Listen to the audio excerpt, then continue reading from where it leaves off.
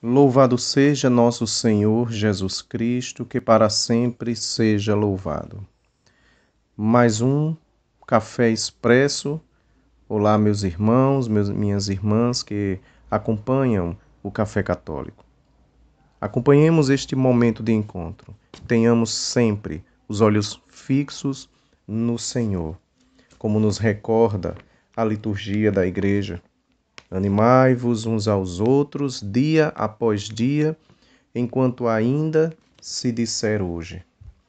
E nos encontros do Café Expresso do mês de junho, comigo, Helder, meditamos sobre os Salmos. Estamos caminhando e meditando sobre os Salmos. O encontro deste terceiro Café Expresso é os Salmos e a liturgia.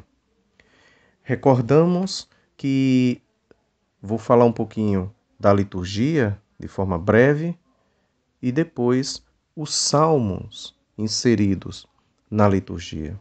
Né? A oração litúrgica, meus irmãos, ela desenrola-se ano após ano, dia após dia, em uma espiral contínua. Né? Cada pessoa participa desse momento, desse encontro e vivemos unidos no Senhor. A liturgia, o que é a liturgia? Né? Vai nos explicar o Catecismo da Igreja Católica, no número 1070, que a liturgia ela é tida como o exercício do munus sacerdotal de Jesus Cristo. Né? A oração da Igreja, de forma oficial, ela se desenvolve na liturgia. E dentro da liturgia, né, seja a liturgia batismal, a liturgia sacramental da confissão, sobretudo a liturgia eucarística. E é dentro da missa que está inserida, né, estão inseridos os salmos. E a liturgia, aquela celebração do povo de Deus ao Pai, pelo Filho, no Espírito Santo, né, é a celebração dos mistérios de Jesus, recordam os mistérios da redenção de nosso Senhor Jesus Cristo. Torna as ações de nosso Senhor presentes em todos os tempos, vai dizer a Sacrosancto Concilium, no número 102. Estão presentes em todos os tempos as ações salvíficas de Jesus. Então, a liturgia da igreja, no momento das celebrações, né, nós conhecemos que é dividido pela liturgia da palavra e pela liturgia eucarística. E dentro da liturgia da palavra, né, que é dividida em primeira leitura, depois um salmo, depois vem a segunda leitura, quando das solenidades ou domingos, e depois o evangelho, está lá. Após a primeira leitura, sempre os salmos. Né? Os salmos que é a oração do povo de Deus. Os salmos que é o clamor do povo a Deus. Os salmos que é a súplica do povo de Deus ao seu Deus. Os salmos que, como vai dizer a introdução da liturgia das horas, a introdução geral da liturgia das horas, no número 103, os salmos são os poemas de louvor. E após escutar a primeira leitura, a igreja canta, né, de forma tão bonita, né, juntos, o povo juntos, cantam e o salmista entoa o salmo. Na introdução geral do Missal Romano, no número 29, está dito assim: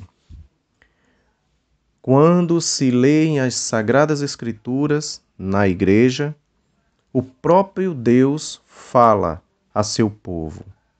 E Cristo, presente em sua palavra, anuncia o Evangelho. Então, ao escutar a primeira leitura, depois, ou seja, Deus fala primeiro, o povo vai responder. E aí o salmo é a resposta do povo de Deus ao seu Senhor. Interessante que o Salmo ele guarda, né, uma íntima relação com a leitura proclamada na liturgia.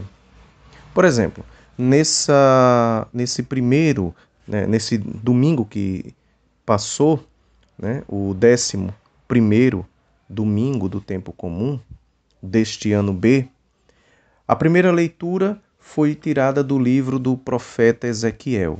Ezequiel, capítulo 17, do versículo 22 ao 24. E essa íntima relação do salmo com a leitura é muito interessante. O salmo proclamado, o salmo cantado foi o Salmo 92. E o texto da leitura do profeta Ezequiel dizia assim: Tomarei a copa do cedro mais alto, da ponta dos seus galhos arrancarei o broto mais tenro e o plantarei. Eu mesmo, no monte à vista de todos. Eu o plantarei no alto monte de Israel. E aí a leitura segue, né? Interessante. Eu plantarei, coloquei à vista de todos a árvore modesta. E quando chega o salmo, né? A antífona diz: é bom dar graças ao Senhor. E o salmo diz: é bom celebrar o Senhor e tocar ao vosso nome, ó Altíssimo. O justo brota como a palmeira, cresce como o cedro do Líbano. Plantados na casa do Senhor, brotam nos átrios do nosso Deus. Então veja, a relação íntima do salmo com a primeira leitura, falando porque o evangelho vai falar que o reino dos céus é como uma semente, né? Uma semente que é lançada, né? O grão de mostarda, que é a menor de todas as sementes. Então o tema, veja que foi ligado o salmo à primeira leitura como uma ligação, uma relação íntima. Então, na liturgia da palavra, o salmo tem como que a resposta do povo a escutar a primeira leitura. É uma coisa muito... E aqui uma exortação, meus irmãos. Atentos às leituras da Santa Missa. Recordem-se que não é uma coisa simples, não é uma coisa à toa, né? Lembram do que está escrito no Salmo, né, 138? Já que estamos meditando sobre os Salmos, veja o que diz o Salmo 138 no seu início. Eu te celebro, Senhor. Veja a liturgia. Eu te celebro, Senhor, de todo o coração, pois ouviste as palavras de minha boca. Na presença dos anjos eu canto a ti e me prostro, voltado para o teu sagrado templo. Então, meus irmãos, não é uma coisa à toa, não.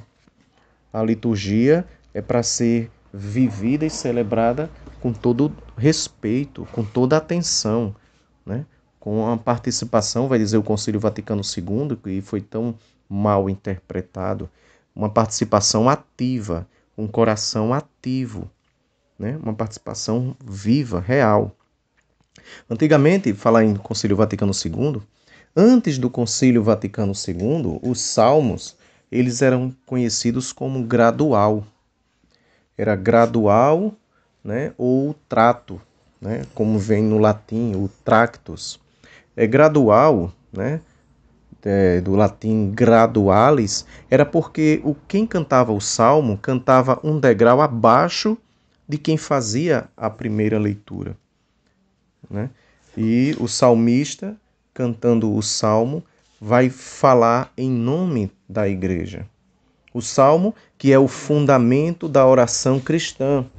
O salmo que encontram-se, né? Nos salmos encontram-se todas as vicissitudes da vida, né? É nos salmos que podemos ver o Cristo perseguido, né? Quando a gente escuta nos salmos, ao cantar os salmos, a gente escuta o perseguido no texto, o caluniado, né? O aflito, a liturgia ouve Jesus no seu estado de kenosis, no seu estado de servo, né?